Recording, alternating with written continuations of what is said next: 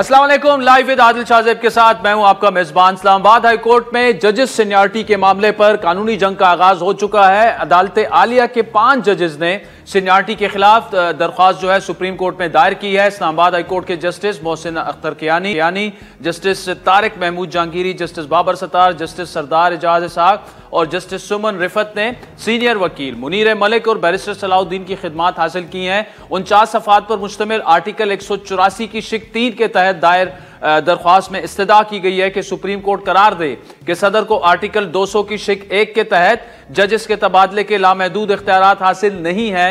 दरख्वास्त में इस्तदा की गई है कि मफाद आमा के बगैर जजेस को एक हाई कोर्ट से दूसरे हाई कोर्ट ट्रांसफर नहीं किया जा सकता। आपको याद दिलाते चले कि इस्लामाबाद हाई कोर्ट के chief justice mister justice Aamir Farooq ने नजरसानी शुदा सीनियरिटी लिस्ट में जजों के ओहदों को कम करने का जवाब पेश करते हुए गुज़श्ता फैसलों पर एतमाद का इजहार किया था, जिसमें इंडियन सुप्रीम कोर्ट का एक फैसला भी शामिल है। उसकी मिसाल दी गई जिसमें तकर्रियों से तबादलों को अलग किया गया था। यह मामला उस वक्त सामने आया जब वजारत कानून और इंसाफ ने 1 फरवरी को एक नोटिफिकेशन जारी किया जिसमें 3 मौजूदा जजेस जस्टिस सरदार मोहम्मद सरफराज डोगर, जस्टिस खादिम हुसैन सोमरो और जस्टिस मोहम्मद आसिफ को उनके मुतालिका हाई कोर्ट से इस्लामाबाद हाई कोर्ट जो है वो उनका तबादला कर दिया गया था। बात करें सुप्रीम कोर्ट की तो वज़ीर आज़म शहबाज शरीफ ने वफ्द के हमरा चीफ जस्टिस मिस्टर जस्टिस याया अफरीदी से मुलाकात की। वज़ीर आज़म की मुलाकात चीफ जस्टिस की रिफॉर्म्स एजेंडे का हिस्सा है। चीफ जस्टिस ने अदालती पॉलिसी साज कमेटी के एजेंडा उन्हें भेजकर तजावीज़ मांगी थी। सुप्रीम कोर्ट बार के सदर मियां रऊफ अता ने दावा किया है कि चीफ जस्टिस कल अपोजिशन जमातों के वफ्द से भी मुलाकात करेंगे और इनसे भी अदालती इस्लाहात पर तजावीज़ ली जाएंगी। बात करें मुल्क की सियासत की, जहां एक जानिब पीटीआई हुकूमत मुखालिफ तहरीक शुरू करने के लिए सरगर्म है, वहीं हुकूमत ने भी अब कमर कस ली है। मुस्लिम लीग नून के कायद मियां नवाज शरीफ का इस हवाले से कहना है कि अब पीटीआई को भी किसी के गैर कानूनी और गैर आइनी एहतजाज की इजाज़त नहीं दी जाएगी। सेनेटर इरफान सदीकी से मुलाकात में गुफ्तगू करते हुए उनका कहना था कि मुल्क की मईशत दुरुस्त सिंध पे गामजन है और अब किसी को मुल्क का माहौल ख़राब नहीं करने देंगे।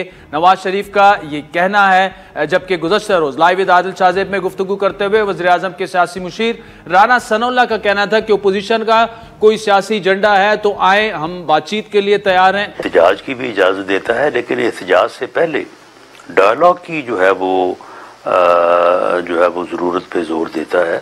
और अगर कोई ऐसा वजूद सामने आता है और वो अपना सियासी एजेंडा जो है वो पेश करता है, तो मैं ऑन बिहाफ ऑफ गवर्नमेंट ये कहने में पूरा यकीन रखता हूँ कि गवर्नमेंट का रिस्पांस यही होगा कि आएँ, बैठें, बात करें। हुकूमत की जानिब से एक बार फिर अपोजिशन को मुज़ाकरात की पेशकश की गई है, लेकिन तहरीक इंसाफ की जानिब से किसी भी किस्म के मुज़ाकरात ना करने का फैसला किया गया है। तहरीक इंसाफ के सेक्रेटरी जनरल सलमान अकरम राजा का कहना है कि अब हम रुकने वाले नहीं, मुल्क गिर तहरीक शुरू करके ही दम लेंगे। इंशाअल्लाह हम खड़े होंगे और आप देखेंगे एक मुल्क गिर तहरीक बहुत जल्द वजूद में आएगी। हमारे पास बहुत सी ऑप्शंस हैं, रमजान के महीने के दौरान भी और रमजान के बाद भी, तो हम अब रुकने वाले नहीं हैं। नाज़रीन, तमाम मामलात पर बात करेंगे। हमें ज्वाइन किया नून लीग के मरकजी नायब सदर और साबिक वफाकी वजीर जनाब इंजीनियर खुर्रम दस्तगीर साहब। खुर्रम दस्तगीर साहब, thank you so much for joining us. Sir, Tehreek Insaf ने बाकायदा एहतजाज का ऐलान कर दिया और मियां नवाज शरीफ ने कहा है कि किसी सूरत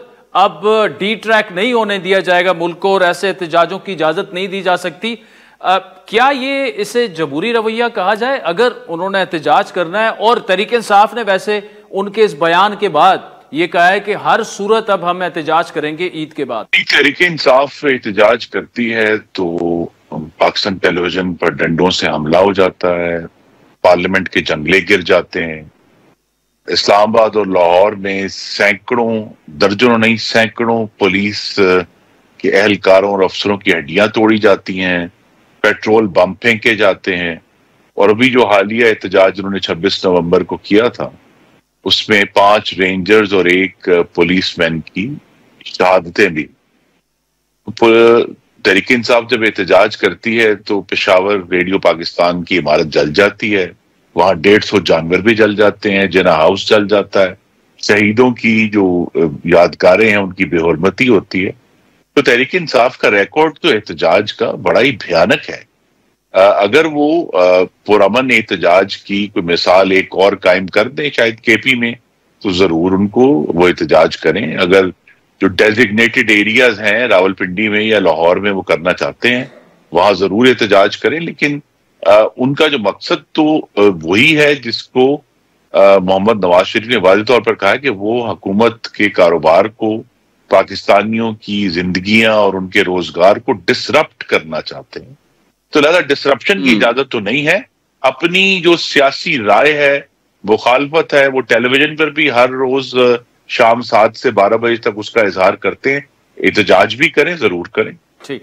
اچھا خرم صاحب، ایک دوسری جو اکنامک انڈیکیٹرز ہیں اور ہم دیکھ رہے ہیں کہ انفلیشن سنگل ڈیجٹ میں آ چکی ہے، انٹرسٹ ریٹ ابھی 12% ہے، گروتھ بھی گریجولی صحیح لیکن آہستہ آہستہ، لیکن کل مفتاح اسماعیل صاحب سے بات ہو رہی تھی، وہ کہہ رہے تھے یہ سارے بالکل انڈیکیٹرز درست ہیں، لیکن اس پورے عرصے میں ان امپلائمنٹ بڑھی ہے، پر کیپٹا انکم جو ہے وہ کم ہوئی ہے، اور جو قوت خرید ہے عوام کی وہ اور غربت کی لکیر سے کافی سارے لوگ زیادہ نیچے چلے گئے ہیں۔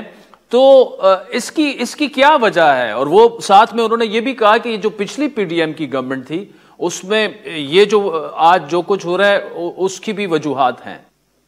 دیکھیے اس پہ بحث ہو سکتی ہے، چونکہ تاریخ ہے اور اس پر ہم بات کر سکتے ہیں، لیکن جب ہم نے 11 اپریل 2022 کو محمد شہباز شریف نے حلف اٹھایا، اس وقت پاکستان بالکل دیوالیہ ہونے کے قریب تھا، کیونکہ بانی چیئرمین نے جانے سے پہلے آئی ایم ایف کو پریکٹیکلی ایک کک مار کر باہر نکال دیا، تو کہا تھا کہ ہم وہی کریں گے جو ہماری مرضی ہوگی، اور پاکستان کے حالات جو ہیں وہ بڑے پریشان کن تھے، اور ہم پوری دنیا میں اس وقت جو ہے وہ کووڈ کے بعد ایک بڑی زبردست مہنگائی ہوئی، تو بہت دنیا میں اس پہ پریشانی بھی ہوئی ہے اور حکومتوں کو اس کی قیمت بھی ادا کرنی پڑی ہے۔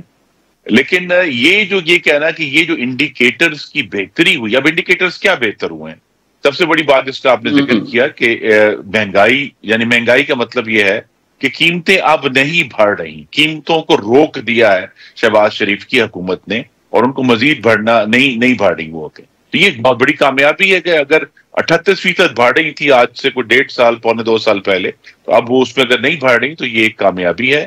اگلی جو نہیں، ویسے خرم صاحب سوری فار انٹرپشن، ابھی بھی قیمتیں بڑھ رہی ہیں لیکن 4% کی شرح سے بڑھ رہی ہیں، اب 38% سے نہیں بڑھ رہی، قیمتیں ابھی بھی بڑھ رہی ہیں، مطلب انفلیشن ہے تو صحیح نا؟ 2.8% کی شرح آئی ہے، پریکٹیکلی وہ تقریباً رک ہی گئی ہے، لیکن جو بات سمجھنے کی یہ ہے، اور جس کا شاید مفتاح صاحب نے بھی ذکر کیا، وہ یہی ہے کہ جو مہنگائی ہوئی ہے اس کے نتیجے میں پاکستانی کی قوت خرید ہے، وہ قوت خرید کیسے بڑھے گی کہ ہم نئے روزگار پیدا کریں، ہم جو سپلائی کی سچویشن ہے پاکستان میں، مختلف جو 4 یا 5 کچن آئٹمز ہیں، ان کی سپلائی کو قائم رکھنے کے لیے ان کو زیادہ کریں، تو آپ دیکھیں گے کہ وہ قیمتیں گریں گی اور قوت خرید میں اضافہ ہوگا۔ لیکن اصل چیز جو ہے وہ ہے اکنامک گروتھ، جو کہ اس وقت بہت بڑا چیلنج ہے شہباز شریف کی حکومت کے سامنے، کہ جو استحکام انہوں نے الحمدللہ حاصل کر لیا ہے اس کو اکنامک گروتھ میں کیسے بدلنا ہے، جس کے نتیجے میں پھر تنخواہیں بڑھیں، لوگوں کی قوت خرید بڑھے، اور ان کو یہ احساس ہو کہ ملک خوشحالی کی طرف جا رہا ہے۔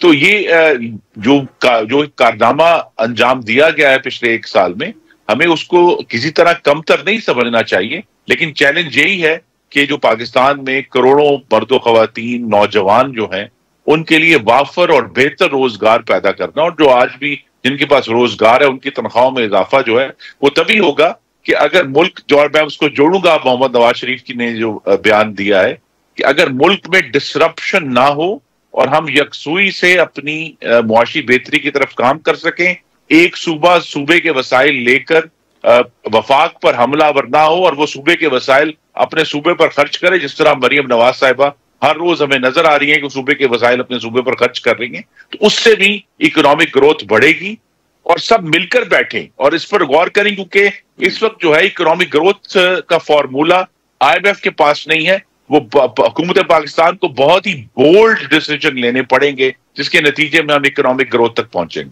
اچھا خرم صاحب، تفصیلی آپ نے جواب دیا، لیکن اس پر سب کو مل کر سوچنا پڑے گا۔ یہ آپ کا ایک سینٹنس میں کوٹ کر کے اسی میں سے سوال نکال رہا ہوں کہ جے یو آئی اور پی ٹی آئی الائنس بننا ان کا جا رہا ہے، اور آپ کو پتہ ہے مولانا صاحب کے پاس تو اسٹریٹ پاور ہے، پی ٹی آئی کی پاپولیرٹی اپنی جگہ پر، اور ساتھ میں صرف یہ دو جماعتیں نہیں، پیپلز پارٹی بھی آپ سے ناراض ہے کہ جو وزیر اعظم صاحب نے ان سے وعدے کیے تھے وہ پورے نہیں ہو رہے، وہ آپ کے مینڈیٹ پر سوال اٹھا رہے ہیں.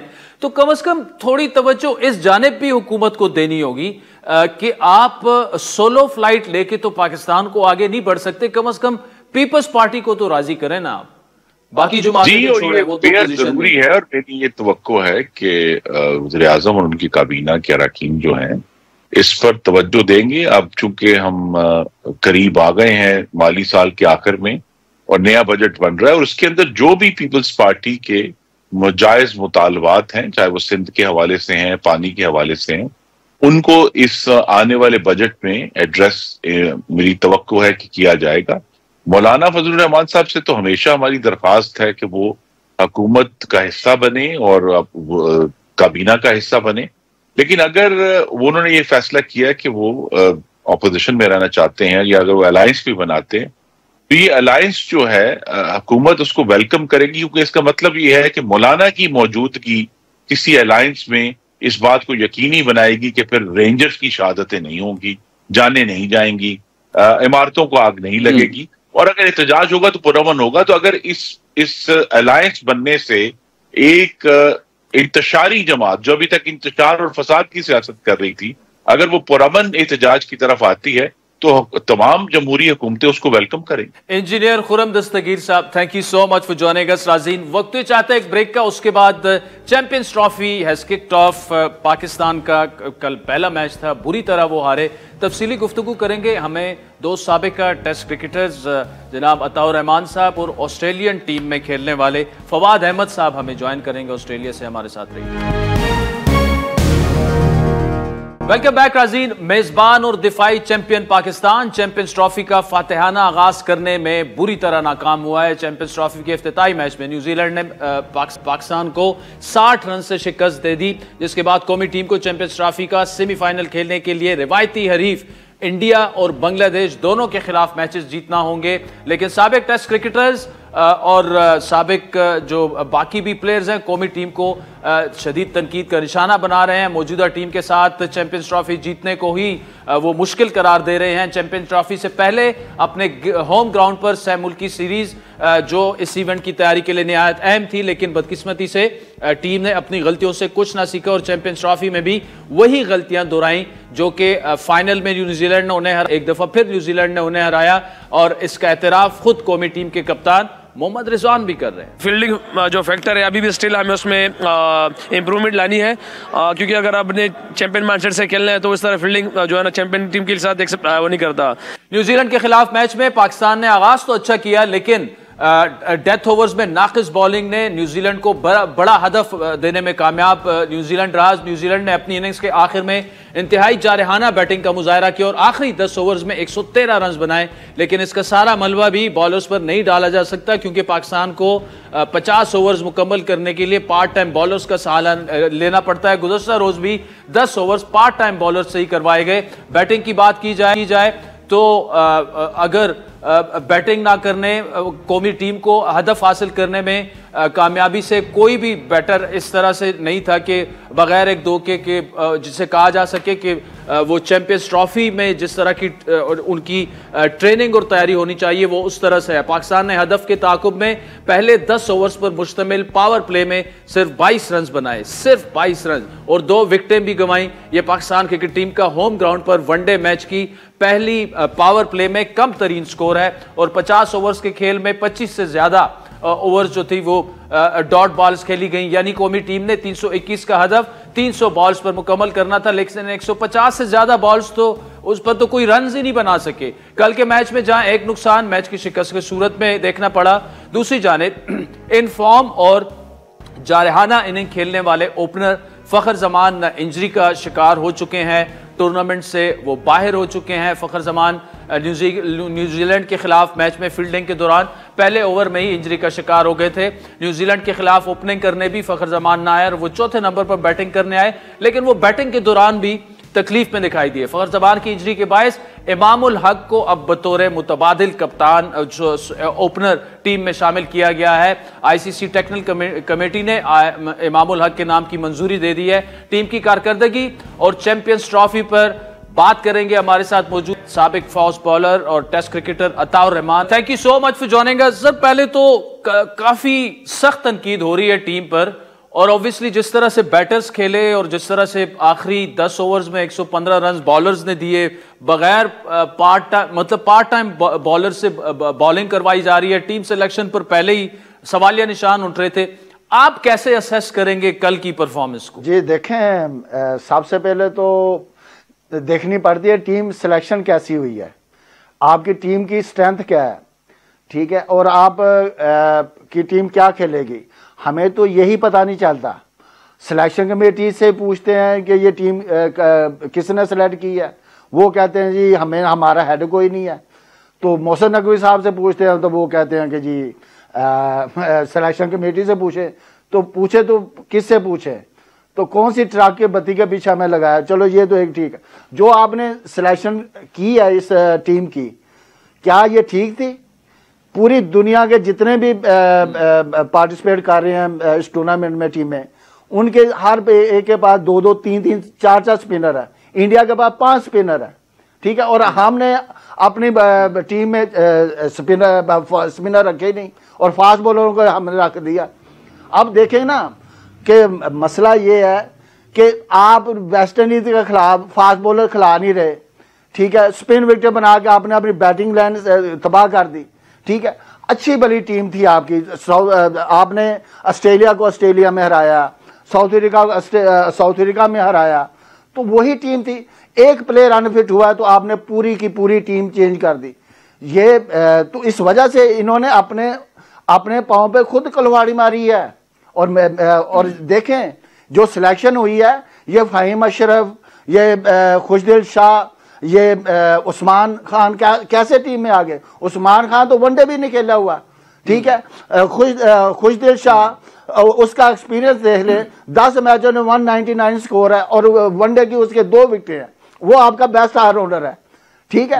تو فہیم اشرف کو دیکھ لیں, اس کا بھی ایسے ہی ہے, ٹھیک ہے. تو آئی تھنک کہ یہ ٹیم جو سلیکٹ ہوئی تھی نا, یہ صحیح میرٹ پہ نہیں ہوئی. یہ کہیں سے پرچیاں آئی ہیں. یہ پورا پاکستان جتنے بھی ٹیسٹ پلیئر ہیں, جتنے تبصرہ نگار ہیں, آپ دیکھیں کہ سپورٹس اینالسٹ ہیں, تو انہوں نے سب نے کہا یہ ٹیم ٹھیک نہیں ہے. تو پھر چیئرمین صاحب نے کہہ دیا کہ ہم ریویو کریں گے. یہ ایسا ہوا ہے کہ اگر یہ چینج کرتے تو خود مرتے تھے, اگر نہیں کرتے تو پھر بھی مرتے ہیں. تو یہ سسٹم ہوا ہے. اچھا عطاء الرحمان بھائی ایک بات بتائیں. ایک تو بالکل سلیکشن ٹھیک نہیں تھی اور پہلے سے اس پر تنقید ہو رہی تھی, لیکن تھوڑا سا اگر ہم اس کو نیرو ڈاؤن کریں, ایک تو آپ کو مطلب ایک اوپنر کے ساتھ آپ جا رہے ہیں, دوسرا آپ کے پاس ایک سپنر ہے, مطلب آپ پارٹ ٹائم بالر سے, تو کیا کرنا کیا چاہیے تھا؟ جو غلط ہوا وہ تو ہوا, لیکن آپ کی نظر میں کس طرح کی سلیکشن ہونی چاہیے؟ دیکھیں, سب سے پہلی دیکھی جاتی ہے کہ آپ کا اوپنر پیئر کون سا ہے, ٹھیک ہے. آپ پھر میڈل میں آتے ہیں کہ میڈل آرڈر کون سا ہے, پھر آپ دیکھتے ہیں ہمارا اسپنر شعبہ کون سا ہے, ٹھیک ہے. فاسٹ بولنگ تو آپ نے دیکھ لیا, آپ نے فاسٹ بولر آپ کے پاس ٹائم تھا تو آپ نے نہیں کیا. فاسٹ بولر آپ کو ٹرائی نیشن کھیلی آپ نے, تو اس میں تینوں بولروں کو تقریباً کوئی آئی تھنک کہ 29 اوور میں شہنشاہ کو 197 رنز ہوئے اور 6 آؤٹ کیے اس نے, اور نسیم شاہ کو 28 اوور میں 181 ہوئے ہیں اور 3 آؤٹ کیے ہیں, ٹھیک ہے. اسی طرح ابرار کو 171 ہوئے ہیں 30 اوور میں اور 3 آؤٹ کیے. یہ ٹرائنگل سیریز کی بات کر رہا ہوں, ٹھیک ہے. خوشدل شاہ کو اس نے کیا تقریباً 22 اوور اور 127 رن دیا اور 1 آؤٹ کیا, ٹھیک ہے. تو یہ تو سپنر ہے ہمارے, اور پارٹ ٹائم آپ نے پارٹ ٹائم سپنر سے کو کہا یہ ہمارے اسپیشلسٹ سپنر ہے. بھائی ہر ٹیم نے 2-2 3-3 اسپیشلسٹ سپنر رکھے ہیں, تو آپ نے کیوں نہیں ایسا کیا؟ آپ نے تو اپنی ٹیم کے ساتھ خود بلنڈر کیا, ٹھیک ہے. جس ٹیم کا اوپنر نہ ہو, آپ بابر اعظم سے اوپن کرا رہے ہیں, اور بابر اعظم مڈل آرڈر میں رنز نہیں کر رہا, تو آپ اسے اوپن کرا رہے ہیں. اس نے کہاں اوپننگ کیا؟ T20 میں وہ زبردستی اوپنر بنا ہوا ہے. تو آئی تھنک آپ کی ٹیم میں تو اوپر ہے ہی نہیں ہے کچھ, تو کیسے آپ میچ جیتتے؟ تو آپ کی تو دیکھ لیں ایک میچ کھیلا آپ نے اس میں واہ کرا دیا آپ نے ساؤتھ افریقہ کے خلاف جو 350 چیز کیا. بھائی ہماری ٹیم ایک میچ کی ٹیم ہے, ایک میچ میں کرتی ہے اگلے 4 میچ ہارتی ہے. تو اس وجہ سے آپ کی جب سلیکشن ٹھیک نہیں ہوگی تو یہ رزلٹ آئیں گے. ٹھیک ہے. اچھا طارق محمد دوسرا یہ اب بتائے گا, اب تو چلیں 23 فروری پہ نظریں ہیں انڈیا کے ساتھ, اور انڈیا کی کافی مضبوط بیٹنگ بالنگ اور ان کا جو ٹریک ریکارڈ ہے, کس پلاننگ کے تحت چلنا چاہیے؟ اب تو جو ٹیم ہے وہ ہے, امام الحق کو اسکواڈ میں شامل کر دیا گیا ہے, ایک ہی آپ کے پاس ریگولر اوپنر تھا, وہ بھی انفارچونیٹلی فخر زمان جو ہے is out of the tournament now. تو کس پلان کے ساتھ اب جانا چاہیے؟ آپ اگر آپ ہوتے تو کیا کرتے؟ دیکھیں میرا سب سے پہلے تو یہی ہوتی ہے کہ آپ کے اوپنر پر آپ کو کون سا اوپنر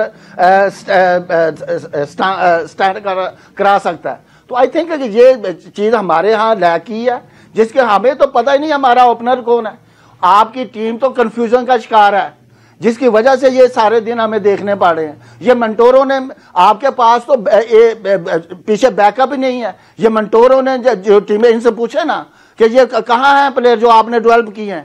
ہمارے پاس نہ فاسٹ بولر ہے, فاسٹ بولر ہمیں تینوں فاسٹ بولر نے کل والے میچ میں 214 رنز دے دیے ہیں. ٹھیک ہے, یہ ہماری فاسٹ بولر کو دنیا مانتی تھی, تو یہ تو ہمارا معیار ہو گیا فاسٹ بولر کا. تو آئی تھنک کہ آپ امام الحق کے بارے میں سب سے پہلے ہم نے بولا تھا کہ اس کو ٹیم میں ہونا چاہیے. اوپنر آپ کا اوپنر انفٹ ہوا ہے تو اوپنر کی جگہ اوپنر آتا ہے. تو یہ ایکسپیریمنٹ جو ہے نا یہ آپ کو لے کے بیٹھ گئے ہیں.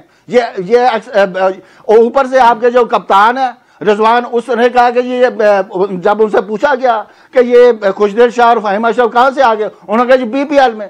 آپ کی تو ٹیم بنتی ہے بی پی ایل سے, تو آپ کیا کریں گے؟ آپ اپنے ڈومیسٹک کو تالے لگا دیں. ٹھیک ہے, T20 سے آپ نے پچھلا ورلڈ کپ کھیلا, وہاں پہ بھی آپ نے ایسے ریٹائر پلیئروں سے ریٹائرمنٹ واپس لے کر آپ نے ورلڈ کپ کھلا دیا. تو کیا ہوا؟ تو ابھی بھی یہی ہوا ہے. اس وقت بھی 3-4 سال پرانے پلیئر آپ نے شامل کیے, اب بھی ایسے کیا. تو یہ بلینڈر ان کا فیلئر نہیں تو اور کیا ہے.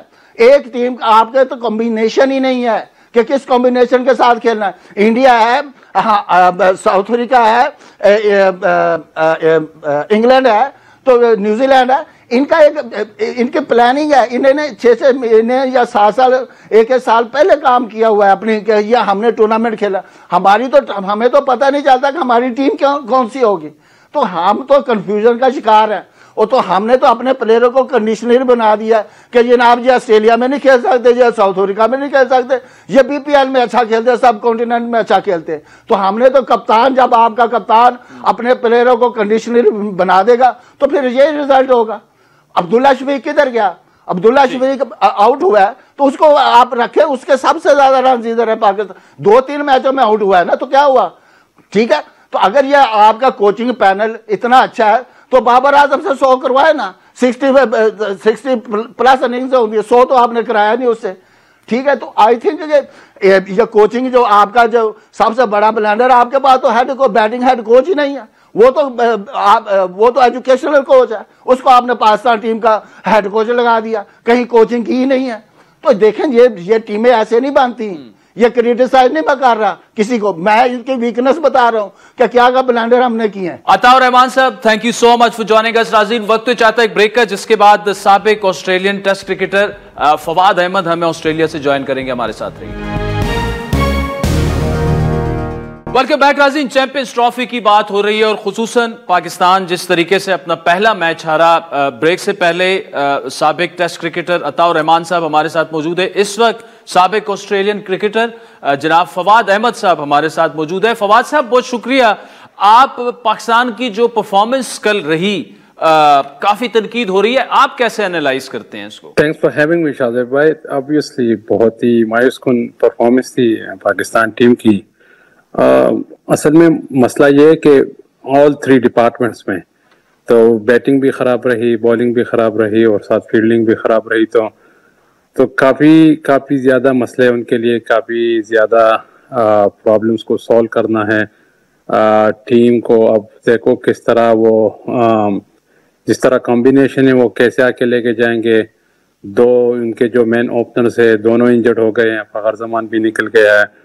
تو مسئلے ان کے لیے کافی زیادہ ہیں, اور جس طرح وہ انٹینٹ نہیں نظر نہیں آ رہا تھا. ان کے 3 اتنے جلدی آؤٹ ہو گئے تھے اور انہوں نے اس پہ اس کو مطلب پریشر نہیں ڈالا. ان کو آرام سے 1-2 رنز دے دیے اور انہوں نے اتنی لمبی پارٹنرشپ کی. تو بہت ہی کم ہوتا ہے کہ ایک اننگز میں 200 بنتے ہیں ون ڈے کرکٹ میں.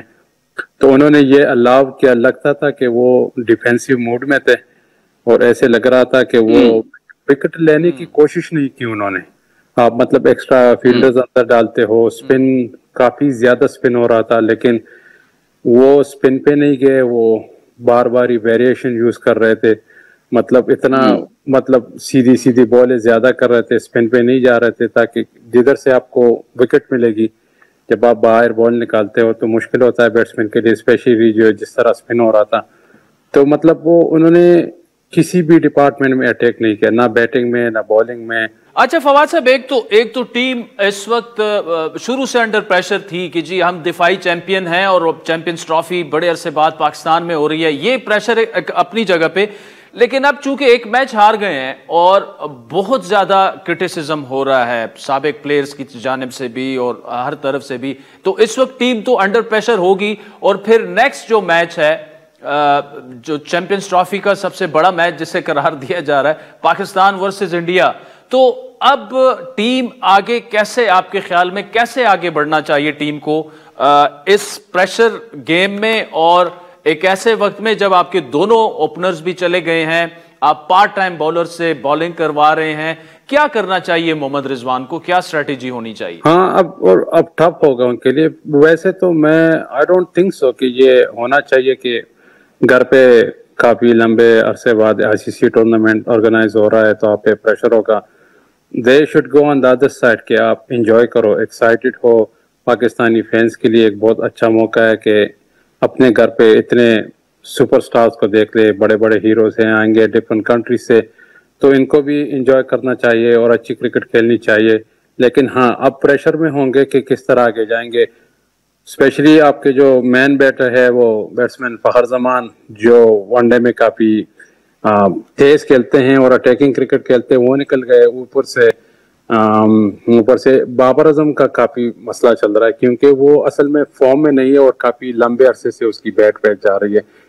وہ اپنے آپ میں ہی گم ہوا ہے, وہ اپنی فارم کی چکر میں ہے. وہ آپ کو ہارڈلی میچ جتائے گا کیونکہ اس کی جو فوکس ہے وہ میچ پہ نہیں ہوگی, کیونکہ وہ خود ہی ایک مسئلے میں الجھا ہوا ہے تاکہ اپنی فارم آ جائے اس کی, تاکہ رنز نکالے. تو اس کو سکور بورڈ کی فکر میرے خیال میں ہے ہی نہیں, لگتا ایسے ہی ہے. میں اس پہ تنقید اس طرح نہیں کر رہا ہوں, یہ ہر بندے پر ہوتا ہے. لیکن انفارچونیٹلی پاکستان کا بینچ اسٹرینتھ اتنا ویک ہے, اور پھر ہم اگر جائیں گے تو اس کے لیے کافی لمبا پروگرام ہونا چاہیے کہ سسٹم سارا خراب ہے. آئے دن کوچز چینج ہوتے ہیں, آئے دن چیئرمین چینج ہوتا ہے, آئے دن مینجمنٹ چینج ہوتی ہے, کیپٹن چینج ہو جاتا ہے. پچھلے پتہ نہیں 5 سال میں کتنے چیئرمین, کتنے کیپٹن, کتنے کوچز چینجز ہوئے. کنسسٹنسی کدھر سے؟ لوگ کہتے ہیں کنسسٹنسی نہیں ہے. یار کنسسٹنسی سسٹم میں لے آؤ, آپ کی اپنی مینجمنٹ لے آؤ, اس میں ان کو 3-4 سال دے دو تاکہ وہ ڈیولپ کرے. ایک چیز آپ کا ایک بانڈ بن جائے, آپ ادھر اپنے آپ کو سمجھ سکو, ایک دوسرے کو, کوچ پلیئرز کو سمجھ سکے, تاکہ اس طریقے سے ان کو وہ ان سے بیسٹ پرفارمنس وہ نکالے, تاکہ وہ ایک دوسرے کو سمجھ سکے. یہ کوئی جادو تو نہیں ہے. آپ ادھر سے مطلب آج کل اینڈریو میکڈونلڈ کوچ ہے آسٹریلیا کا, وہ ہر چیز جیت رہے.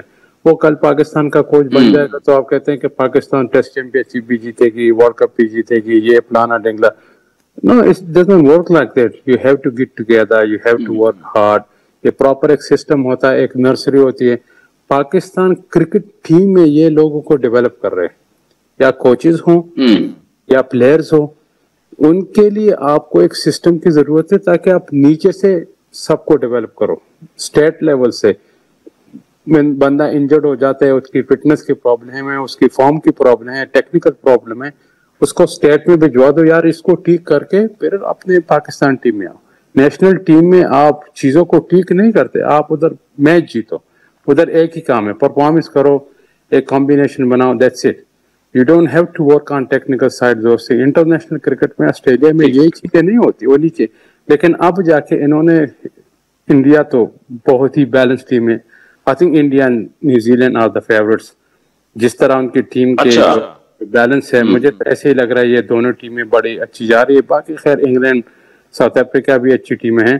ڈارک ہارس ہوگی افغانستان، کیونکہ دبئی میں جو میچز ہے اور کراچی میں میچز ہے ادھر سپن بہت ہے. ان کی سپن جو بالنگ ہے وہ بہت سٹرونگ ہے، ان کی بیٹنگ بھی ابھی. اچھا فواد صاحب، کل آصف اقبال صاحب سے بات ہو رہی تھی، انہوں نے بھی افغانستان کا کہا کہ you can not write off Afghanistan, they have every chance of winning, کیونکہ you just have to play on the day. اگر آپ اچھا کھیلے آپ نکال جائیں گے گیم. بالکل ایسے ہی ہے. وہ تو پتہ نہیں میکسویل کیسے کہلاتا، once in a lifetime innings تھی جو 2023 ورلڈ کپ میں تھے. وہ اگر نہ ہوتا تو وہ ادھر بھی سیمی فائنل میں پہنچ گئے تھے. تو they are I think really in good shape.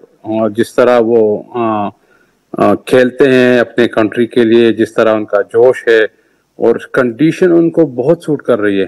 So condition make a massive difference, کیونکہ ادھر سے آسٹریلیا کی ٹیم کافی ان کی ٹیم اچھی ہے، پھر بھی کہ آپ ان کو مطلب آؤٹ رائڈ نہیں کر سکتے، لیکن کافی کمزور ہو گئی ہے کیونکہ ان کے 3 جو مین بالرز ہیں وہ نہیں کھیل رہے. اوپر سے مچ مارش ہے، وہ اسٹوئنس ریٹائرڈ ہو گیا. تو یہ 5 جو مین بندے تھے پچھلے سال، وہ 2 سال پہلے ورلڈ کپ میں کھیل رہے تھے، وہ نہیں ہوں گے. تو ان پہ جو ان کے ینگ پلیئرز ہیں اصل میں وہ گڈ ہیں، لیکن باقی ٹیمیں ان کے خلاف کافی مطلب کانفیڈنس میں ہوں گی کہ یار یہ تو مچل سٹارک نہیں ہے، یہ تو پیٹ کمنز نہیں. آل دے آر ریئلی گڈ. آپ ان کو دیکھو گے وہ کافی اچھے ہیں، لیکن اسی طریقے سے ان کو افغانستان کو ایک اور کریڈٹ جاتا ہے کہ ایک ٹیم ان کی بالنگ تھوڑی کمزور ہے. اب افغانستان کی اپنی بالنگ اتنی اچھی ہے تو وہ، لیکن انڈیا میرے خیال میں ٹاپ ٹیم ہوں گی. وہ سارے میچز دبئی میں کھیلیں گے اگر وہ فائنل تک پہنچ جاتے ہیں. فواد احمد صاحب تھینک یو سو مچ. ناظرین، سابق آسٹریلین کرکٹر ہمارے ساتھ آسٹریلیا سے موجود تھے. وقت تو چاہتا ہے ایک بریک کا، جس کے بعد آپ سے دوبارہ ملاقات ہوگی.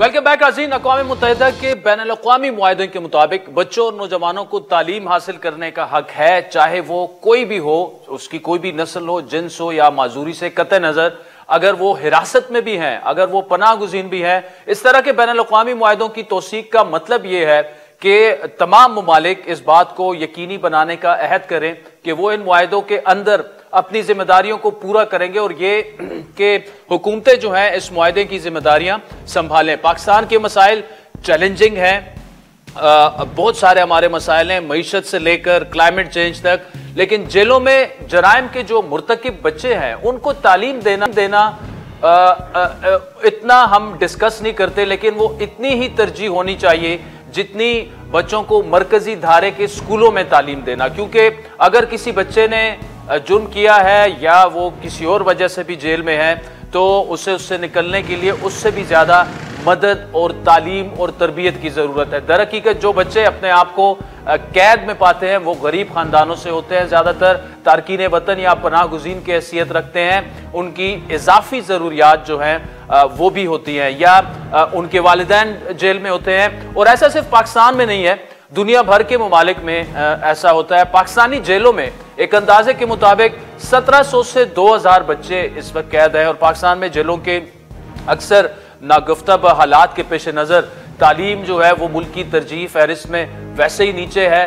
پاکستان اوبویسلی اپنی بین الاقوامی ذمہ داریاں پوری کرنے کا پابند ہے، اور اس میں جو سب سے اہم چیز ہے وہ یہ ہے کہ ملک میں اس وقت پاکستان میں 2,62,00,000 بچے آؤٹ آف سکول ہے. یعنی پاکستان کے بچوں کی جو پاپولیشن ہے 40% جو ہے وہ ویسے ہی سکول نہیں جا رہے. تو ایک بہت بڑا ایشو ہے. پاکستان کو اس حوالے سے کیا کرنا چاہیے، یہ کتنا اہم مسئلہ ہے. ہمارے ساتھ موجود ہیں Gloucestershire university professor doctor Adeela Shafi. Thank you so much doctor صاحبہ فار جوائننگ اس. ایک تو آپ نے اس پہ بڑی تحقیق کی، اور کیا وجہ تھی کہ آپ نے پاکستان کو چنا، اور اس تحقیق کرنے کی وجہ کیا تھی؟ کیا یہ بچے واقعی اگنور تھے جو جیلوں میں ہیں، اور اس قسم کا جو بچے جیلوں میں ہیں، پریزن میں ہیں، مینی کنٹریز میں وہ بچے جو ہیں لاسٹ آف دا کیو ہوتے ہیں. سو پاکستان میں یہ انیوژل بات نہیں ہے، لیکن انیوژل بات یہ ہے پاکستان میں کہ دوز چلڈرن آر انکاؤنٹڈ، مطلب وہ فل فگر ہمارے پاس نہیں ہے یہاں. اچھا، یعنی تعداد بھی نہیں. اور آپ نے کوشش کی ہوگی کہ آپ کو پتہ لگے کہ ٹوٹل تعداد کتنی ہے، لیکن تعداد کا بھی پتہ نہیں. بالکل بالکل. ان کا کئی 89% बगैर ट्रायल के हैं। अच्छा, सो ट्रायल हो तो फिर you can count the numbers more easily, लेकिन ट्रायल नहीं होता तो फिर आप उनको काउंट कैसे करें? सो सबसे बड़ा मसला ये है, you don't know how many children you have in gels. तो सो मेरा तो असली काम वो यूके और यूरोप में है ज्यादातर, लेकिन क्योंकि मैं खुद पाकिस्तानी हूँ, मेरे पेरेंट्स पाकिस्तानी हैं, तो आई फील कि मेरी खुद की जिम्मेदारी है कि I also think about this in Pakistan. So I want to do some research on this space in Pakistan और सपोर्ट करें कि कैसे हो सकता है ये जो जुवेनाइल जस्टिस सिस्टम है यहाँ का, जो कि अभी बिल्कुल अपनी इन्फेंसी में है, तो उसको कैसे बनाया जाए कि वो भी is B comparable to other countries. सो इसलिए मैंने ये काम यहाँ पर शुरू किया। अच्छा डॉक्टर साहब, ये बताइएगा कि आपने कोशिश तो काफी की कि आपको, लेकिन आपको मुश्किलात कहाँ पेश आई और कौन सी हर्डल्स अभी भी हैं? यानी आप काम करना चाहती हैं उन बच्चों के लिए जो कि पाकिस्तानी जेलों में है और खुसूसन उनकी तालीम के लिए, लेकिन डेटा एक्सेस या रुकावटें क्या आपको फील हो रही हैं उसमें?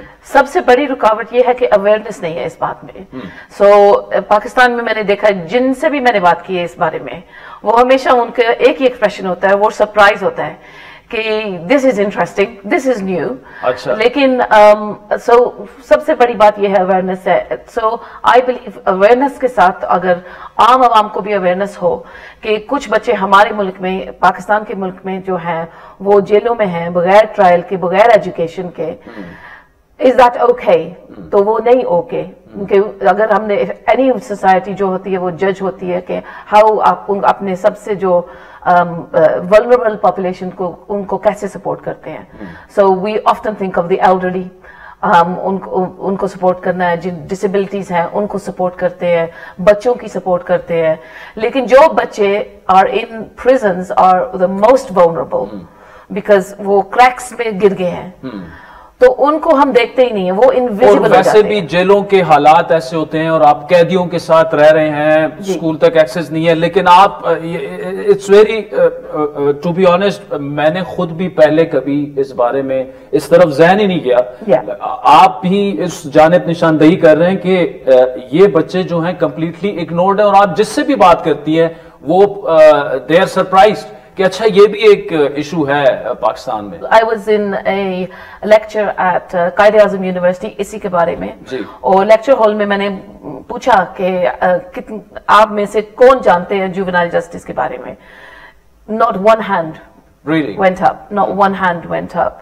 So for me progress वो होगी जब मैं लेक्चर हॉल में जाऊंगी तो कुछ बच्चे जो हैं वो एक्चुअली इसको स्टडी कर रहे हैं, so that would be progress.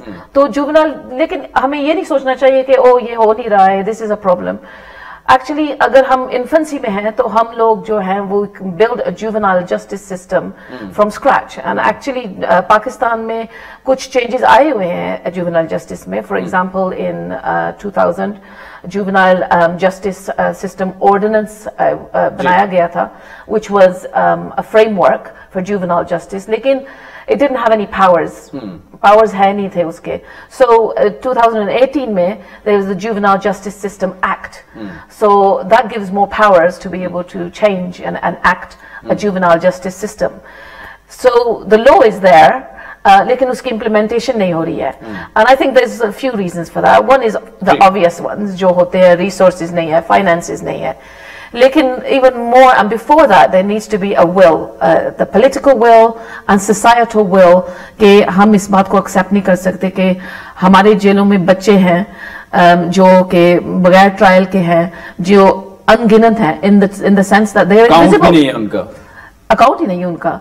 And is that okay for us? And I think it's not okay, क्योंकि जो भी civilized society है इस बारे में morally it's not right, ethically it's not right, legally it's not right, and in terms of जो international obligations हैं जैसे कि the United Nations Convention for the Rights of Children, वहाँ पर तो साफ लिखा गया है कि that children should only be detained as the absolute last resort.